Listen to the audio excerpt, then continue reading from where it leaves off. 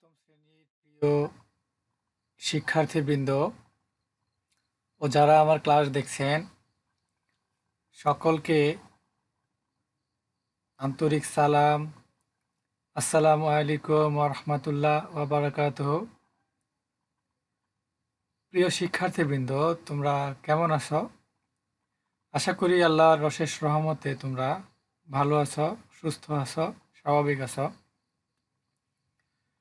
আমিও আল্লাহর রহমতে ভালো আছি, আলহামদুলিল্লাহ। বিশ্ব মহামারী করোনা ভাইরাস কোভিড-19 কারণে দীর্ঘদিন শ্রেণীকক্ষে উপস্থিত হয়ে ক্লাস গ্রহণ করা থেকে বিরত থাকলেও আমরা দীর্ঘ ৯ মাস যাবৎ তোমাদের অনলাইনে পাঠদান করে আসছি। এর ধারাবাহিকতায় আজকে আরও একটি পার্ট নিয়ে তোমাদের সামনে উপস্থিত হয়েছে। তোমাদের অনলাইন ক্লাসে স্বাগতম জানিয়ে আজকের অনলাইন ক্লাস শুরু করছি। আমি মোহাম্মদ আশরাফুল ইসলাম, সহকারী শিক্ষক কৃষি, নওয়াজ ফয়জুন্নেসা ইসলামিয়া দাখিল মাদ্রাসা, আমজাদহাট, ফুলগাজী, ফেনী। শ্রেণী সপ্তম, বিষয় বিজ্ঞান, অধ্যায় ১৩। প্রিয় শিক্ষার্থীবৃন্দ, আমরা কয়েকটি ছবি দেখব। ছবি দেখার পূর্বে একটি ভিডিও দেখব আজকের পাঠ সংশ্লিষ্ট। চলো তাহলে আমরা ভিডিওটা দেখে নেই। ভিডিওতে কি বোঝানোর আজ চেষ্টা অনেক করা হয়েছে? বেশি কাশি হচ্ছে, এমনকি নিঃশ্বাসও নিতে পারছি। তোমার চোখও তো লাল হয়ে গেছে জিমি। আমি দেখতেও পাচ্ছি না। ও, আমি জানি এটা কেন হচ্ছে। দেখো বাইরের দিক।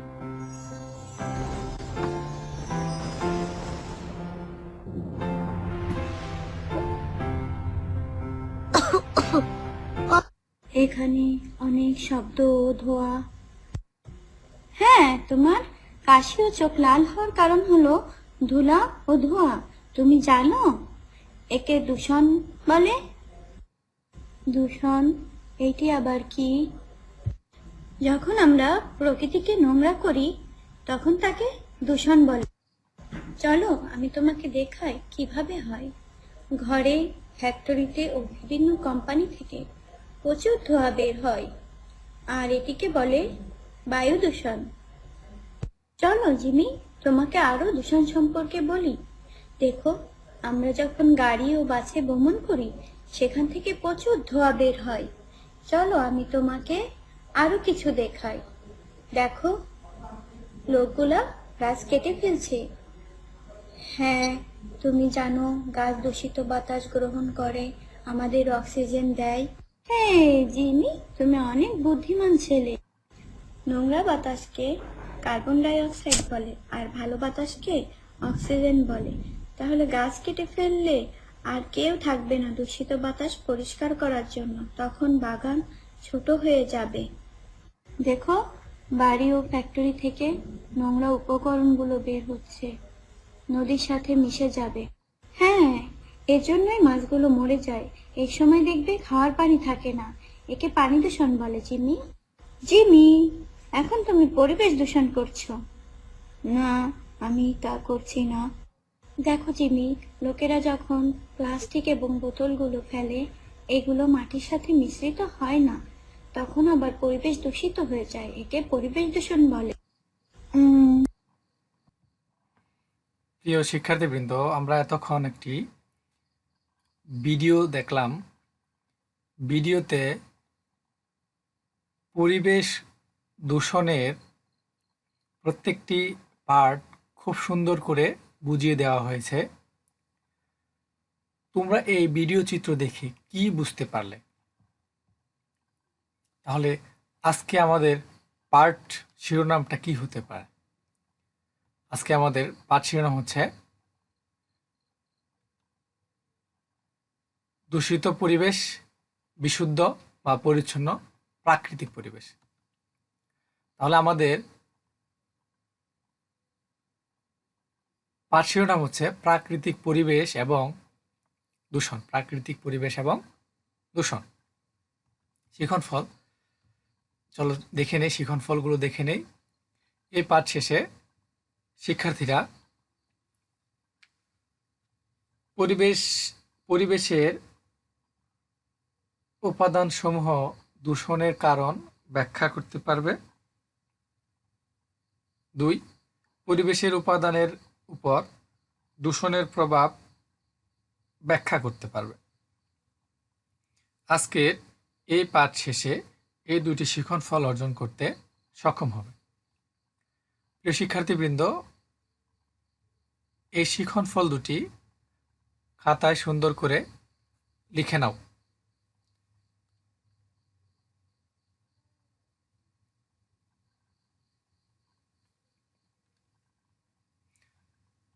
শিক্ষার্থীবৃন্দ, বিশেষ করে আমরা যে ছবিগুলো দেখব খুব মনোযোগ সহকারে দেখব এবং এগুলো দেখে মূল পার্ট বোঝার চেষ্টা করব। পরিবেশ প্রধানত 3টি উপাদান নিয়ে গঠিত, যথা মাটি, পানি ও বায়ু। প্রিয় শিক্ষার্থীবৃন্দ, পরিবেশ প্রধানত কয়টি উপাদান নিয়ে গঠিত? 3টি, মাটি, পানি ও বায়ু। পরিষ্কার পরিচ্ছন্ন পরিবেশ, কোথাও ময়লা আবর্জনা নেই। নোংরা পরিবেশ, মাটি ও বায়ু পরিবর্তন হয়ে অস্বাভাবিক অবস্থার সৃষ্টি হয়েছে এবং পরিবেশের ভারসাম্য নষ্ট হয়েছে, একে পরিবেশ দূষণ বলে। পরিষ্কার পরিচ্ছন্ন অবস্থাকে অপরিষ্কার ও পরিচ্ছন্ন বা নষ্ট হয়ে ভারসাম্য নষ্ট হওয়াকে কি বলে? পরিবেশ দূষণ বলে। আমরা দেখি পরিবেশ দূষণ কি কি কারণে হয়ে থাকে।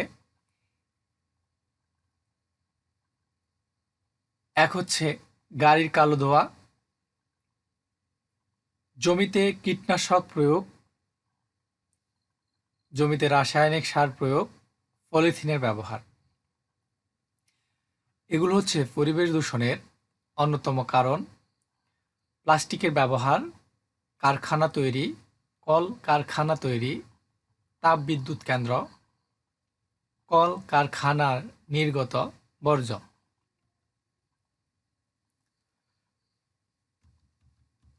আমরা এগুলো জানলাম পরিবেশ দূষণের কারণ।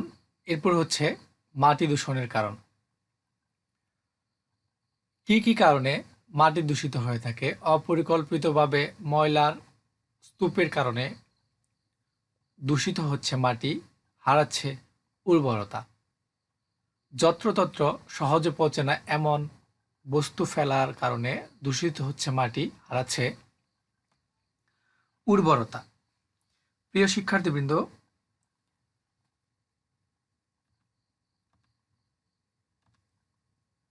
জমিতে কীটনাশকের ব্যবহার মাটিকে দূষিত করে। পলিথিন সহজে পচে না, যার ফলে মাটি তার উর্বরতা হারায় এবং দূষিত হয়। প্লাস্টিক জাতীয় দ্রব্য সহজে পচে না, ফলে মাটি দূষিত হয়। কাঁচ জাতীয় দ্রব্য সহজে পচনশীল নয়, ফলে মাটি দূষিত হয়। কেন মাটি দূষণের জন্য এগুলোকে দায়ী করা হয়? আমরা এই উপাদানগুলো মাটি দূষণের জন্য দায়ী করা হয় কেন, কি কারণ, সেটা আমরা জেনে নেব। প্লাস্টিক, পলিথিন, কাঁচ এগুলো মাটিতে পড়লে সহজে পচে না, ফলে মাটিতে রোপণকৃত উদ্ভিদের স্বাভাবিক বৃদ্ধি বাধার সৃষ্টি করে ও মাটিকে দূষিত করে। অপরদিকে মাটিতে অধিক মাত্রায় কীটনাশক ও রাসায়নিক সার ব্যবহারের ফলে মাটির উর্বরতা হারায় ও দূষিত হয়। এই দূষণের ফলে ওই মাটি ব্যবহার অনুপযোগী হয়ে যায়। প্রিয় শিক্ষার্থীবৃন্দ, আমরা জানলাম যে কি কি কারণে পরিবেশ দূষিত হয়, পরিবেশের 3টি উপাদান দূষিত হয়। একটি নোট নিতে পারো তোমরা যে কাঁচ মাটিতে মিশতে সময় লাগে প্রায় 200 বছরের মতো, পলিথিন মাটিতে মিশতে সময় লাগে 400 বছরের মতো এবং অ্যালুমিনিয়াম মাটিতে মিশতে সময় লাগে 100 বছরের মতো। তাহলে এই যে আমরা পরিবেশের যে এই উপাদানগুলো ফেলে থাকি মাটিতে, তাহলে এগুলোর জন্য কত একটা ভয়ঙ্কর পরিস্থিতির দিকে আমরা এগিয়ে যাচ্ছি। যে একটা উপাদান যদি পচতে বা ধ্বংসাবশেষ হতে এত সময় লাগে। আমরা এখন পানি দূষণের কারণগুলো জানব। ময়লা আবর্জনাযুক্ত পানি পড়ছে নদীর নালায়। ডাস্টবিনের ময়লা পানিতে মিশে দূষিত হচ্ছে পানি। প্লাস্টিক সামগ্রী পানিতে পড়ে দূষিত হচ্ছে পানি। কলকারখানার বর্জ্য পানিতে মিশে পানি দূষিত হচ্ছে। প্রিয় শিক্ষার্থীবৃন্দ, আমরা পানি দূষণের কারণগুলো দেখছি এখন। পানি দূষণের কারণ হচ্ছে আরো গরু মহিষ গোসল করার ফলে পানি দূষিত হচ্ছে। পাট গাছ পানিতে জাগ দেওয়ার মাধ্যমে পানি দূষিত হচ্ছে। মৃত পশু পাখি মৃত পশু পানিতে ফেলার মাধ্যমে পানি দূষিত হচ্ছে। পানির পাশে আবর্জনার স্তূপ ফেলায় পানি দূষিত হচ্ছে। প্রিয় শিক্ষার্থীবৃন্দ, আমরা পানি দূষণের কারণগুলো জানলাম। এখন বায়ু দূষণের কারণ জানব। কলকারখানার কালো ধোঁয়া মিশে বাতাস দূষণ করছে। গাড়ির কালো ধোঁয়া বাতাস দূষিত হচ্ছে। ফ্রিজের সিএফসি গ্যাস নির্গত হয়ে বাতাস দূষিত হচ্ছে।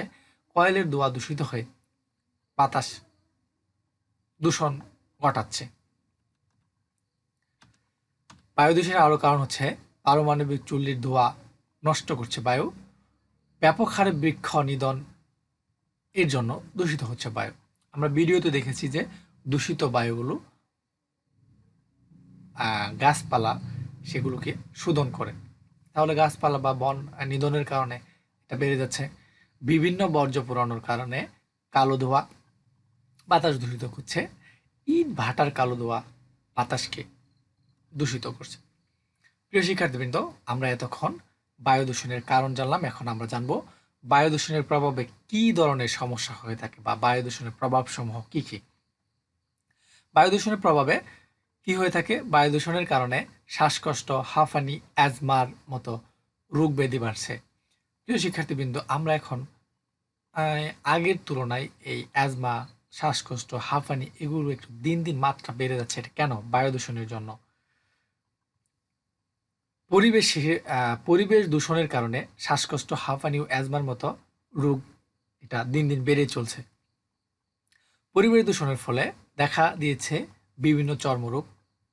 বিভিন্ন চর্মরোগ হচ্ছে কিসের জন্য? পরিবেশ দূষণের জন্য। পরিবেশ দূষণের ফলে দেখা দিয়েছে বিভিন্ন চর্মরোগ। পরিবেশ দূষণের ফলে দেখা দিয়েছে শস্যহানি। শস্যহানি এর মধ্যে রয়েছে বিভিন্ন ধরনের শস্য, এগুলো নষ্ট হচ্ছে। বাতাসের সাথে মিশছে মারাত্মক সব বিষাক্ত উপাদান। এর মধ্যে রয়েছে carbon dioxide, nitrous oxide, methane, chlorofluorocarbon, যাকে আমরা সংক্ষিপ্ত বলি সিএফসি, জলীয় বাষ্পের সাথে এগুলো সব কিছু মিশে পরিবেশকে বা বাতাসকে দূষণ করছে। তাপমাত্রা বেড়ে যাওয়ার ফলে হিমবাহ গলছে। আমরা জানি যে বরফের স্তূপ রয়েছে, সেটি তাপমাত্রা বাড়ার ফলে এটা গলে যাচ্ছে। জলাশয় মাছ শূন্য হয়ে পড়ছে। জলাশয়ে পানি দূষিত হওয়ার কারণে মাছ মারা যাচ্ছে। প্রিয় শিক্ষার্থীবৃন্দ, আমরা এতক্ষণ বায়ু দূষণের কারণ, পানি দূষণের কারণ, মাটি দূষণের কারণ জানলাম। এর দূষণের ফলে এর প্রভাবটা আমরা জানলাম। আমরা এখন কয়েকটি প্রশ্নের মাধ্যমে তোমাদের মূল্যায়ন করব। পরিবেশ দূষণের জন্য প্রধান কে দায়ী?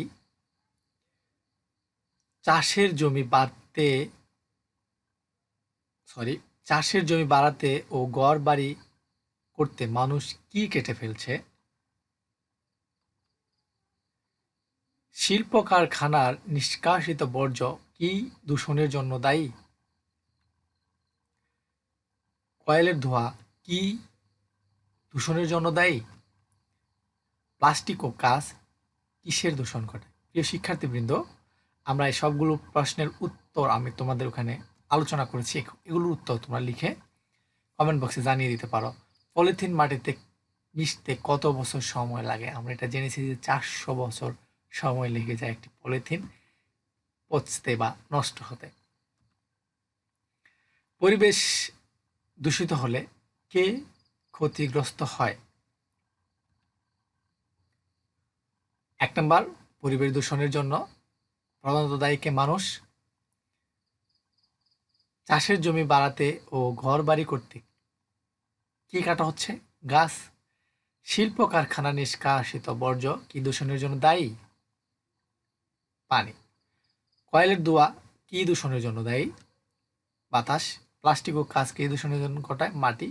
পলিথিন মাটিতে পচতে কত বছর সময় লাগে? 400 বছর ধরলে কে ক্ষতিগ্রস্ত হয়? মানুষ। শিক্ষার্থীবৃন্দ, তোমাদের জন্য একটা বাড়ির কাজ। দূষণমুক্ত পরিবেশ পেতে আমাদের করণীয় কি কি ব্যাখ্যা করো। খুব মনোযোগ সহকারে লিখে আমরা আমাদের চারিপাশে বা কি ধরনের পরিবেশ ক্ষতি হচ্ছে, আর এটাকে বন্ধ রেখে আমরা কিভাবে দূষণমুক্ত পরিবেশ পেতে পারি তা একটা ব্যাখ্যা করবে। সবাইকে ধন্যবাদ মনোযোগ সহকারে ক্লাস গ্রহণ করার জন্য। আগামী ক্লাস পর্যন্ত তোমরা ভালো থাকবে, সুস্থ থাকবে এবং পরবর্তী ক্লাস নেওয়ার জন্য অবশ্যই প্রস্তুত থাকবে এবং এই অধ্যায় বা এই পাঠটি বারবার অনুশীলন করবে। তাহলেই আজকের এই পাঠ ফলপ্রসূ, ক্লাসটি ফলপ্রসূ হবে। এ পর্যন্ত তোমরা ভালো থাকো, সুস্থ থাকো। আসসালামু আলাইকুম ওয়া রাহমাতুল্লাহি ওয়া বারাকাতুহু।